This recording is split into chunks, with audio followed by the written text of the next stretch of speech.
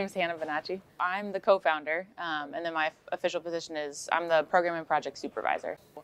Our mission statement is to empower youth and women in Ghana through empowerment initiatives that focus on economic development and sustainability, and it's all fostered through collaborative relationships with every partner that we work with. It's because of my co-founder Francis, who I had met during my first trip to Ghana. We had worked in Ghana together a couple years before the foundation, and we were working in another organization through NGO work, working with kids and clinics and other women. And just throughout the couple years, we realized there were some gaps in the way that we were serving, and we would be able to maybe fill those gaps better if we had started our own foundation. I've been to Ghana probably this will be in May, maybe my 11th or 12th time. Oh, wow. I've lost track because I've been going for the past 9 years, okay. Sometimes multiple times a year. Started going to Ghana because I was studying social work in undergrad, and so this was my first trip.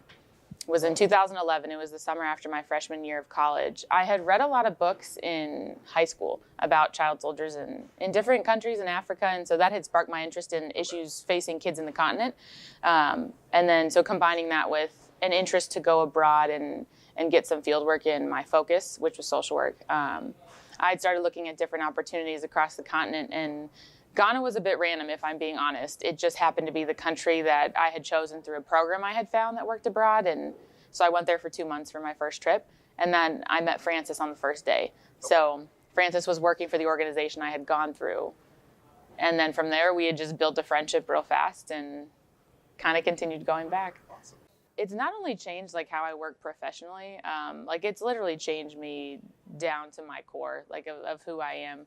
And it's a really cool opportunity to constantly be interacting with a different culture. It makes you really think about what are your values, who are you as a person, who are you as a leader. So in all of those ways, it's shaped who I am. It's shaped like little day-to-day things like how much water am I using? Am I wasting a bunch of food? Or are there better ways I could be using my money to like help others or using my time? It's also been extremely inspiring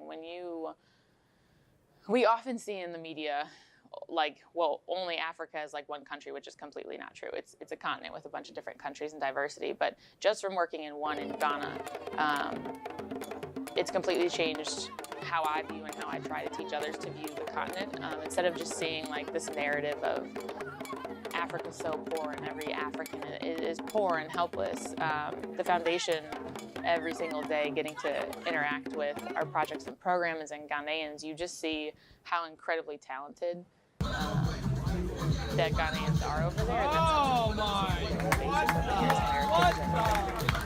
When I say we collaborate, it's for that reason. We bring our talents and our expertise, but then none of what we do is possible without their knowledge, their dreams, their backgrounds, and what they bring to it as well.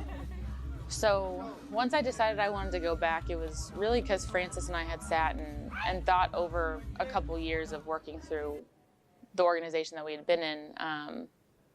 The biggest void, I would say, was we didn't feel like we were completely working from an empowerment-based framework. And that very much comes personally from my background in social work and also like community public health.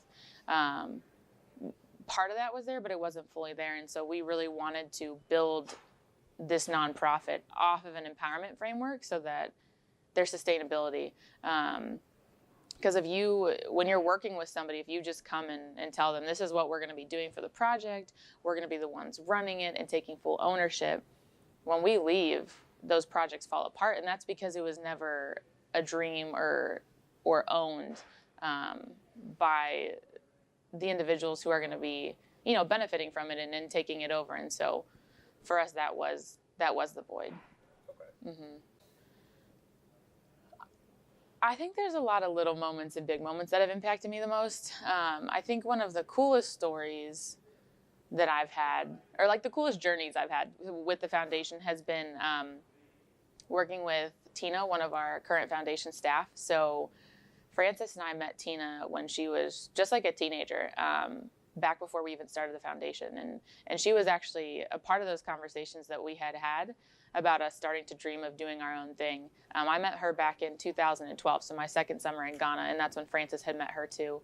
And Tina's mom was very close with her. She was the mother of a children's home, and after my first summer with her, her mom passed away from cancer.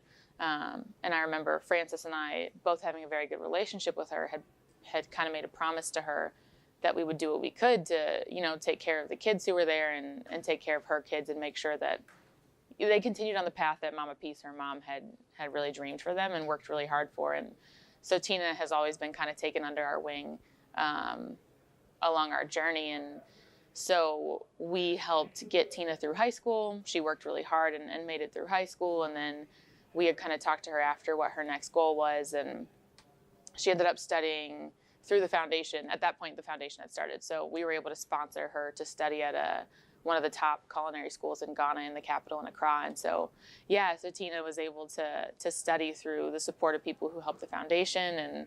And now we call her our head chef because she's more than just a cook.